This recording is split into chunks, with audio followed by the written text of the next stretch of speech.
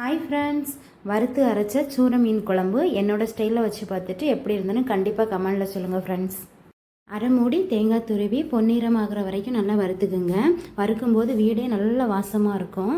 கூடவே 4-5 சின்ன வெங்காயம், 1 ஸ்பூன் ஜீரகம், 1 ஸ்பூன் மிளகு, 4-5 பல் பூண்டு, கொஞ்சமாக கடுகு, வெந்தயம், கறிவேப்பிலை போட்டு வறுத்துக்குங்க. மசாலா பார்த்திங்கன்னா 1/4 ஸ்பூன் மஞ்சத்தூள், 2 ஸ்பூன் மிளகாய்த்தூள், 2 ஸ்பூன் மல்லித்தூள் போட்டு கிளறி விட்டு அடுப்பை ஆஃப் பண்ணிவிட்டு நல்லா ஆற விட்டு மை போல் அரைச்சிருங்க. வாங்க குழம்பு கூட்டி விட்டுடலாம். சூர மீன் தான்.